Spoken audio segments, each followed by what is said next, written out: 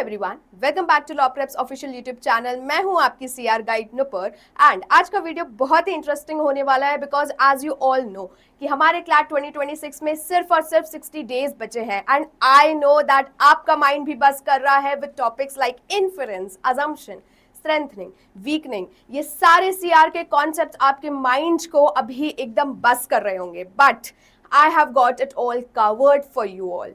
Yes, 2 month की strategy कैसी होनी चाहिए, अप्रोच करने का तरीका कैसे होना चाहिए, आज इस वीडियो में मैं आपको बताने वाली हूँ और कुछ ऐसी शॉर्टकट्स, टिप्स, ट्रिक्स और स्मार्ट एलिमिनेशन ट्रिक्स भी बताने वाली हूँ। सो इस वीडियो को एंड तक जरूर देखना। चलो अब वीडियो स्टार्ट करते हैं। सबसे पहले ये बहुत ही बेसिक सी चीज़ है कि सीआर क्यों मैटर करता है। आजकल मैं देख रही हूँ कि स्टूडेंट्स जो है वो लीगल पे ज़्यादा फोकस कर रहे हैं, जीके पे ज़्यादा फोकस कर रहे हैं और सीआर को बिल्कुल ही नेग्लेक्ट कर दे रहे हैं, जिसकी वजह से मॉक स्कोर्स डाउन हो रहे हैं, जिसकी वजह से सीआर का सेक्शन उनका छूट जाता है, वो मिस कर देते हैं सीआर का section.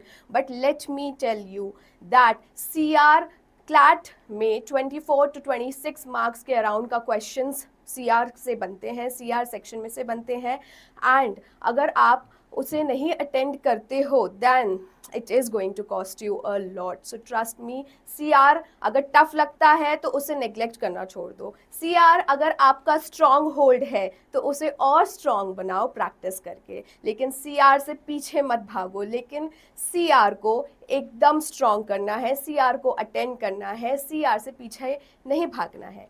So you know that CR is an important topic. It is very crucial for CLAT 2026. Now see, बिना किसी फर्दर डिले के, बिना किसी टाइम वेस्टेज के हम डायरेक्टली अपनी स्ट्रैटेजी डिस्कस कर लेते हैं कि नवंबर एंड अक्टूबर, यस अक्टूबर और नवंबर में आपकी स्ट्रैटेजी कैसी होनी चाहिए, आपका अप्रोच क्या होना चाहिए।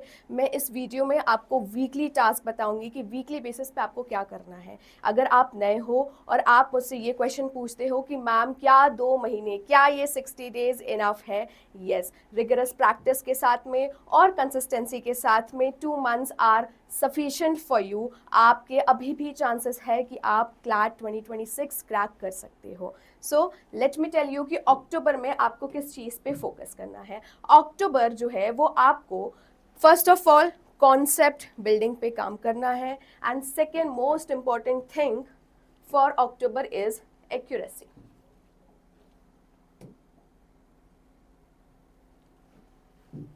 सी, one is understanding the concepts and second thing we have is accuracy. अभी टाइम मैनेजमेंट पे फोकस नहीं करना है, अभी सिर्फ और सिर्फ किस पे फोकस करना है, दैट इज आर एक्यूरेसी। सबसे पहले वीक वन में क्या करना है, मैं आपको यहाँ पे वीकली टास्क डिवाइड कर रही हूँ जो आपको स्ट्रैटेजिकली और कंसिस्टेंटली इन 2 महीने में फॉलो करना है। First is focus on conclusions, assumptions, inference type of questions, ठीक है, इनके कॉन्सेप्ट्स को बिल्ड करना है। मेरे कुछ मिशन सीआर के वीडियोज़ इन पर्टिकुलर टॉपिक्स पे डले हुए हैं, आप उनको देख सकते हो 2x की स्पीड पे, या फिर आपके जो भी क्लास नोट्स जो आपने पहले क्लास में बनाए हो, या फिर कुछ भी ऐसे थ्योरेटिकल मटेरियल जो आपके टीचर्स ने आपको प्रोवाइड किए हो, या फिर लॉ प्रेप ट्यूटोरियल ने मॉड्यूल्स भी आपको प्रोवाइड कर रखे हैं, तो उनको खोलो और रिवाइज करने बैठ जाओ। अगर फर्स्ट टाइमर्स हो तो भी पढ़ सकते हो और अगर पहले से पढ़ रखा है तो फिर रिविजन करना आपको स्टार्ट करना है वीक 1 में,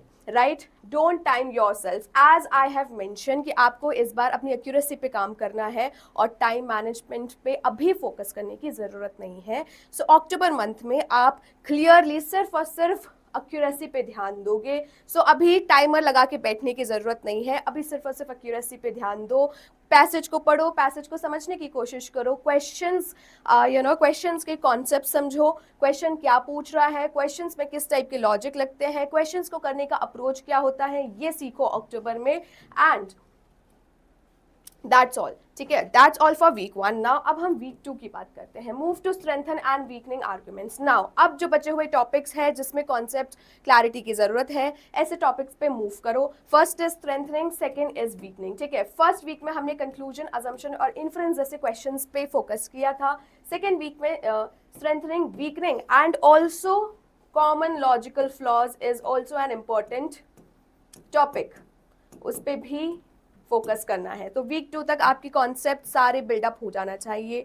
कोर्स ऑफ एक्शन भी पढ़ लेना, that is also an important topic. कुछ ऐसे टॉपिक्स हैं जो शायद मैंने यहाँ पे मेंशन नहीं किए हैं, but those are also important topics. कुछ मिसलेनियस टॉपिक्स है, पैराडॉक्स वाले क्वेश्चंस है, वो सारे टॉपिक्स आपको वीक 2 में कवर करने हैं, ठीक है। So move to those topics, learn to trigger words like because, therefore, however, ठीक है। मैंने अपनी क्लासेस में पढ़ाए हैं कि इंडिकेटर वर्ड्स किस तरीके से आइडेंटिफाई किए जाते हैं, और इंडिकेटर वर्ड से हमारे पैसेजेस या हमारा कॉम्प्रहेंशन कितना ईजी हो जाता है। So always focus on them, उस पर थोड़ा सा एक मास्टरी कर लो, प्रैक्टिस सेट्स लगाना स्टार्ट कर दो, एंड फिर आपके पैसेजेस काफ़ी आपको क्लैरिटी मिलेगी कि आपको एग्जैक्टली किस तरीके से मूव फॉरवर्ड होना है आपकी प्रेपरेशन में, right. So that was all about week 1 and week 2। Now अब हम वीक 3 और वीक 4 की बात कर लेते हैं। सी वीक 3 में क्या करना है, कवर कॉज, कुछ इंपॉर्टेंट टॉपिक्स मैंने यहाँ पे भी मेंशन कर रखे हैं, जैसे कि कॉज एंड इफेक्ट वाला टॉपिक हो गया, पैरेलल रीजनिंग वाले टॉपिक हो गया, और प्रिंसिपल बेस्ड सीआर क्वेश्चंस भी कई बार पूछ लिए जाते हैं। सो इन सारे टॉपिक्स पे, या फिर अब और भी कोई टॉपिक अगर बच रहा है या मिसलेनियस जो भी है, सो वीक 2 और वीक 3 में आप उस सारे टॉपिक्स को कवर करोगे।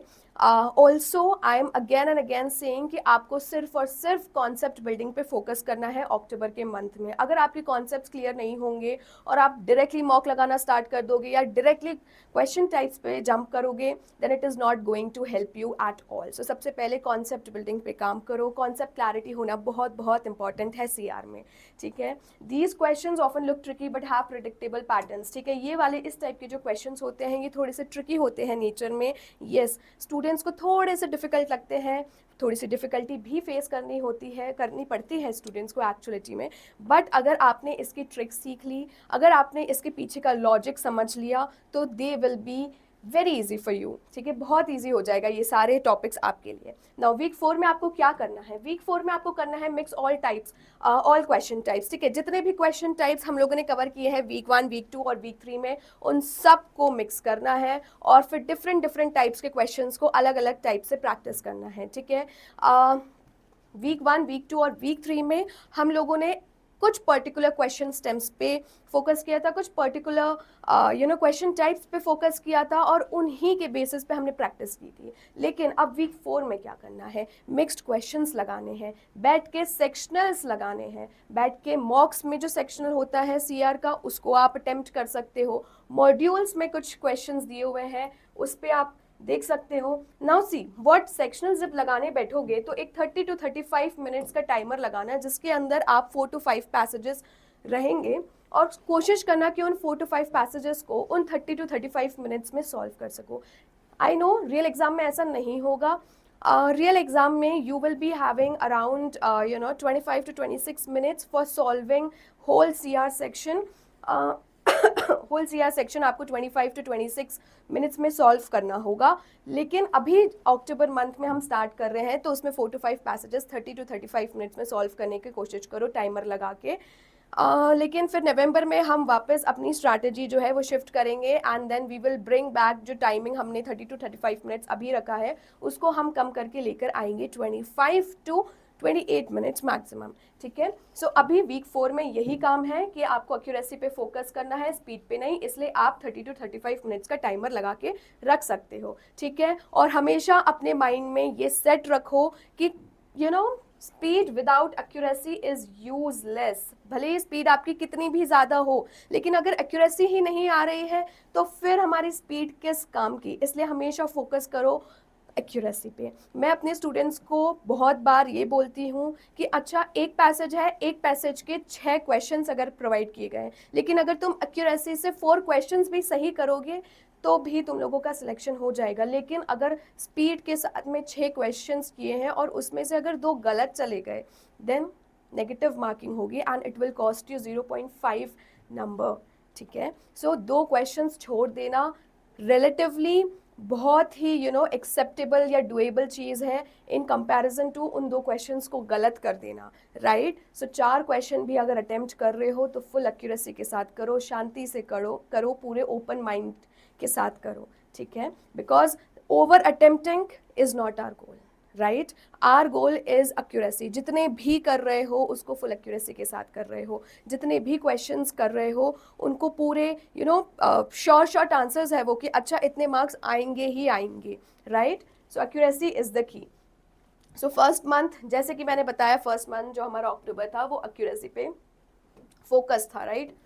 चलो अब बात करते हैं नवंबर मंथ की, ठीक है, कि नवंबर में आपको एग्जैक्टली क्या करना है। नाउ अब हमने एक्यूरेसी पे तो हमारा काम कर लिया, कॉन्सेप्ट्स भी बिल्ड हो चुके हैं हमारे, अब हमें वर्क करना है। अब नवंबर में हमारा गोल होना चाहिए speed plus exam stamina. Yes, अब हमें काम करना है अपनी स्पीड पे। तो वीक 5 में आपको क्या करना है? वीक 5 में करना है start practicing previous year CLAT CR के questions, yes, and identify your weak areas, ठीक है। सबसे पहले वीक 5 का आपका टारगेट यही होना चाहिए कि आप पीवाईक्यू सॉल्व करेंगे, आपको पता चलेगा कि किस टाइप के क्वेश्चंस एग्जाम में आते हैं, किस टाइप के क्वेश्चन, एग्जाम का पैटर्न किस टाइप का होता है।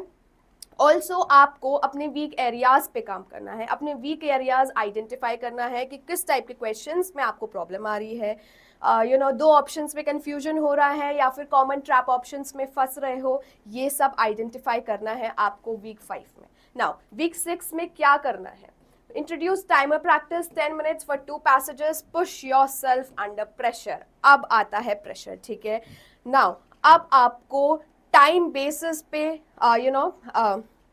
टाइम के अकॉर्डिंगली प्रैक्टिस करना है, टाइमर सेट करना है, 10 मिनट्स का टाइमर लगाओ और कोशिश करो कि 2 पैसेजेस हो जाए, ठीक है। 12 मिनट का टाइमर लगाओ और कोशिश करो कि 2 पैसेजेस हो जाए, ठीक है। और इनफैक्ट आप फुल पूरा टाइमर लगा सकते हो, पूरा timer as in 25 to 28 minutes का टाइमर लगा के 4 पैसेजेस सॉल्व करने की कोशिश कर सकते हो, आप ये भी कर सकते हो। सो ये सारा जो टाइमर लगा के जो प्रैक्टिस करनी है वो आपको वीक नंबर 6 से स्टार्ट करनी है। नाउ वीक नंबर 7 में क्या करना है? Take full length mock test 3 to 4 this week. After every mock do error analysis. Error analysis आपको करना है। नाउ अब फुल लेंथ मॉक लगाना है, ठीक है। वीक 7 में फुल लेंथ मॉक का मेरा मतलब है सिर्फ और सिर्फ सीआर का सेक्शन नहीं, पूरा मॉक देना है 2 घंटे बैठ के। उसमें आपको आना चाहिए कि 25 से 28 मिनट्स में आपका सीआर का सेक्शन हो रहा है या नहीं। और विथ फुल टाइम मैनेजमेंट सारे सेक्शंस या सारे सब्जेक्ट्स को आपको कुछ अमाउंट ऑफ टाइम डिस्ट्रीब्यूट करना है और उस पर्टिकुलर टाइम फ्रेम में आपके सारे क्वेश्चंस बन जाने चाहिए। ये नहीं आना चाहिए कि मैम इसमें ज़्यादा टाइम लग गया तो हमारा सीआर छूट गया, ठीक है। Do not do this. कोशिश करो एक्यूरेसी के साथ साथ अब टाइम मैनेजमेंट भी हो, ठीक है। सो आपको फुल लेंथ मॉक्स देना है वीक 7 में। उसके बाद में आपका एरर एनालिसिस भी करना है, आप कहाँ गलत गए, किस क्वेश्चंस में आपने गलती की है। As I told you before also कि आप एक एरर लॉग मेंटेन करेंगे जिसके अंदर आप अपनी मिस्टेक्स नोट डाउन करोगे कि आपको किस चीज़ में डिफ़िकल्टी हुई, 2 ऑप्शंस में डिफ़िकल्टी हुई, अजम्पशन वाले क्वेश्चंस में डिफ़िकल्टी हुई, या फिर कॉमन ट्रैप ऑप्शंस की वजह से फंस गए, ठीक है। ये सारी मिस्टेक्स आपको एनालाइज करनी है, ये सारी मिस्टेक्स आपको नोट डाउन करनी है, सो दैट हम नेक्स्ट वीक अपनी उन पर्टिकुलर मिस्टेक्स पे काम कर सकें, वर्क कर सकें, राइट, और उन्हें ठीक कर सकें। नाउ वीक 8 में क्या करना है? Final polish, revise notes, revisit tricky passages and do 1 mock every alternate day, ठीक है। वीक 8 में हमारी जो मॉक सॉल्विंग की जो टेंडेंसी है, या फिर जो जैसे कि वीक 7 में हम लोगों ने 3 to 4 मॉक्स लगाए थे, उसी तरीके से जो हमारे जो वीक 8 है उसमें हम लोगों को मॉक्स और देना है। हर एक ऑल्टरनेट डेज पे हमें एक मॉक देना ही देना है वीक 8 में, ठीक है। नाउ इस पे क्या करना है? ये जब तुम लोग एक ऑल्टरनेट डेज पे मॉक्स लगाओगे तो ये क्या करेगा? ये तुम लोगों को रेडी करेगा रियल एग्जामिनेशन के लिए, कि एग्जाम में किस तरीके से 2 घंटे बैठ के पेपर लिखना है। Because a lot of students come to me and they say कि मैम 1 घंटा होता है और हम लोग जोन आउट हो जाते हैं, जो आपकी फ्रीक्वेंसी है मॉक्स की वो ज़्यादा होगी, या फ्रीक्वेंसी जैसे जैसे मॉक्स की बढ़ेगी वैसे आपका स्टेमिना भी बढ़ेगा रियल एग्जामिनेशन के लिए। किस तरीके से आपको 2 आवर्स फोकस होके एग्ज़ाम लिखना है, पढ़ना है, समझना है और करेक्ट आंसर करना है। इसलिए वीक 8 में मॉक की फ्रीक्वेंसीज बढ़ जाएंगी। So that's all. ये है आपकी नवंबर की स्ट्रैटेजी जिसमें हमने स्पीड और एग्जाम स्टैमिना पे वर्क किया है। अब हम जल्दी से बात कर लेते हैं कुछ ऐसे स्मार्ट प्रैक्टिस हैक्स की इन टर्म्स ऑफ सीआर जो आपको बहुत ही हेल्पफुल होगा, first is active reading. Active reading पे ज़्यादा फोकस करना है, ठीक है। जोन आउट नहीं होना है, एंग्शियस बिल्कुल फील नहीं करना है। जब भी पढ़ रहे हो आपकी अप्रोच कभी भी रिजल्ट ओरिएंटेड नहीं होनी चाहिए, ठीक है। रिजल्ट की चिंता एकदम छोड़ दो। एज ऑफ नाउ जो हाथ में है उसी पे फोकस करो, ठीक है। सो एकदम ओपन माइंड के साथ एक्टिव रीडिंग करनी है पैसेजेस की, right. So that will be your first tip. Second tip is pre think approach, ठीक है। ये अप्रोच मैंने वैसे तो पहले भी बताई है, लेकिन मैं एक और बार क्लियर कर देना चाहती हूँ कि कैसी अप्रोच होनी चाहिए तुम्हारे क्वेश्चंस को सॉल्व करने की। जब भी वीकनिंग या फिर स्ट्रेंथनिंग या फिर अजम्पशन वाले क्वेश्चन सॉल्व करते हो तो विदाउट रीडिंग दोज ऑप्शंस, ठीक है, जो भी गिवन ऑप्शंस हैं उनको पढ़ने से पहले ही अपने माइंड में अपने कुछ पॉसिबल आंसर्स सोच लो। 3 से 4 पॉसिबिलिटीज़ भी बने तो भी ठीक है। उन पॉसिबल आंसर्स को अपने माइंड में एक बार सोच लो और उसके बाद में अगर उन पॉसिबिलिटीज़ में जो भी तुम लोगों ने सोची है, अगर वो ऑप्शन आपको उसमें ऑप्शंस में मिल जाते हैं देन वेल एंड गुड, ठीक है। आपकी थिंकिंग सही है, आपके ऑप्शन सही है और वो चांसेस है 90 to 95% ऑफ टाइम्स कि वो आपका सही आंसर होगा। क्यों सही आंसर होगा? बिकॉज इस तरीके से आप कंफ्यूज नहीं होगे। Because lot of students come to me and they say कि मैम कंफ्यूजन हो गया था, सही आंसर लगाया लेकिन नेक्स्ट ऑप्शन पढ़ के इतना कंफ्यूजन हुआ कि फिर गलत आंसर लगा के आ गए। तो जब आप प्री थिंक कर लेते हो अपने ऑप्शंस को या फिर प्री थिंक कर लेते हो अपने आंसर को, तो ये जो कंफ्यूजन वाला केस है या जो कंफ्यूजन के चांसेस है ये बहुत ही कम हो जाते हैं। फिर आप कंफ्यूज नहीं होते हो क्योंकि आपको पहले से ये आंसर आपके माइंड में क्लियर होता है। सो प्री थिंक अप्रोच अपनाने की कोशिश करना।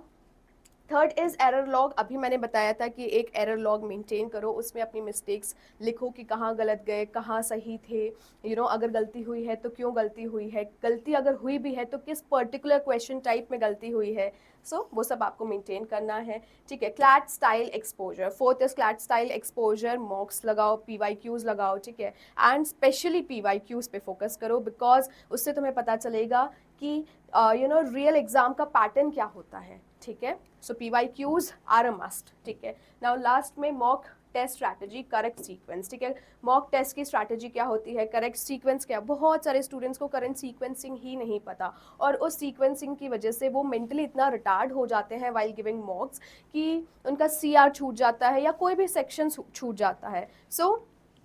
एक करेक्ट सीक्वेंसिंग क्या होनी चाहिए, मैं बहुत ही शॉर्ट में एक करेक्ट सीक्वेंसिंग बता देती हूँ मॉक को अटेंड करने का। फर्स्ट, अगर आप इंग्लिश लगा रहे हो, 3 सब्जेक्ट्स होते हैं जो पैसेज बेस्ड होते हैं। 1 is English, second is legal and third we have CR। So अगर आप फर्स्ट इंग्लिश से स्टार्ट कर रहे हो या फिर लीगल से स्टार्ट कर रहे हो या CR, तो जो भी 3 पैसेज बेस्ड सब्जेक्ट्स हैं हमारे, इनके बीच में पैसेज बेस्ड सब्जेक्ट्स के बीच में ईदर आप GK रखोगे या फिर QT रखोगे।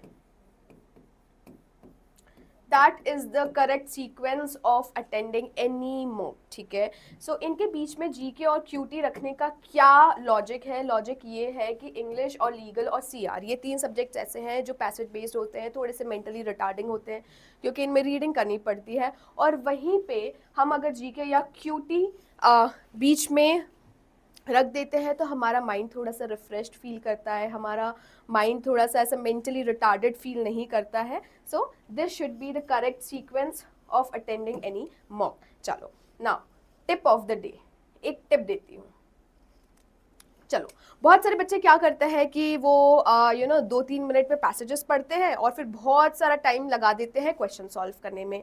लेकिन मैंने एक स्ट्रैटेजी क्यूरेट की है and it works for a lot of students. See what you can do. अगर एक पैसेज को 6 मिनट्स भी दे रहे हैं या 6 मिनट्स दे रहे हैं तो I think that is more than enough, right. उसमें क्या करना है, 4 मिनट, यस, प्रॉपर 4 मिनट अगर आप एक पैसेज को एनालाइज करने में लगाओगे, 4 मिनट में आप फटाफट से पैसेज पढ़ोगे। पैसेज पढ़ने के बाद आप उसकी एक समरी बना लोगे कि मेन आर्ग्यूमेंट क्या है या कंक्लूजन क्या है, ठीक है। उसके बाद में कुछ 3-4 पॉइंट्स नोट डाउन कर लोगे कि अच्छा ठीक है, दिस इज दिस, ये पर्टिकुलर इन्फॉर्मेशन बहुत इंपॉर्टेंट है और दिस इज, ठीक है, ये एक्स्ट्रा इन्फॉर्मेशन है जो शायद काम की ना हो। ऐसा आप 4 मिनट एनालिसिस में लगा देते हो अपने पैसेज के ऊपर, फिर आपके पास बचेंगे 2 मिनट। उन 2 मिनट्स में आपको क्वेश्चन करना बहुत ईजी हो जाएगा। ट्रस्ट मी, जब अगर आपने 4 मिनट फोकस के साथ पैसेज एनालाइज किया है तो फिर क्वेश्चंस पे कितना ही टाइम लगना है। ऑल्सो ये वाली जो स्ट्रैटेजी है mixed with this pre thinking approach, अगर इसके साथ मिक्स कर दिया जाए, मैं मान ही नहीं सकती कि आपके आंसर गलत होंगे उसके बाद में। ये अगर अप्रोच अगर आपने ट्राई करी, हो सकता है कि थोड़ा सा आपको टाइम लगे, क्योंकि ये एक न्यू अप्रोच हो सकती है आपके लिए, तो थोड़ा सा टाइम लगे, 1 वीक लगे, 2 वीक लगे, लेकिन उसके बाद आपके एक्यूरेसी के साथ आंसर्स आने लगेंगे, आपके आंसर्स बनने लगेंगे। सो मैं ये वाला पर्टिकुलर अप्रोच जिसके अंदर 4 मिनट्स आप फोकस्ड कॉम्प्रहेंशन पे फोकस करोगे, ठीक है, और 1 या 2 मिनट्स दोगे आप क्वेश्चन सॉल्विंग में। सी, बच्चे टाइम वेस्ट कहाँ करते हैं, क्वेश्चंस पढ़ते हैं, दिमाग लगाने लग जाते हैं, सोचने लग जाते हैं, और उसी में आपका टाइम जो है वो वेस्ट हो जाता है। लेकिन अगर आपने 4 मिनट्स देख के फुल्ली फोकस के साथ या फुल्ली फोकस होके अगर आपने पैसेज एनालाइज कर लिया है, उसके 3-4 इंपॉर्टेंट पॉइंट्स नोट डाउन कर लिए हैं या वहीं पर हाईलाइट कर लिए हैं, कंक्लूजन निकाल लिया है, आपको पता है कि एक पैसेज का बेसिक स्ट्रक्चर क्या है, फिर और एग्जामिनर या फिर क्लैट कंसोर्शियम और कहाँ से क्या पूछेगी, कुछ नहीं पूछ पाएगी। आपके पास सारे आंसर्स होंगे और जैसे जैसे क्वेश्चन पूछते जाएंगे वैसे वैसे आप आंसर्स टिक मार्क करते रहोगे। सो ये वाली अप्रोच, ये पर्टिकुलर अप्रोच एक बार अप्लाई करके देखना, एक बार प्रैक्टिस में लाके देखना। I hope it works for you and I know it will work for you. So that was all for today's video and I wish you all the luck. 2 months are left and I know sabhi ka ho jayega. That's all. Stay tuned and happy learning.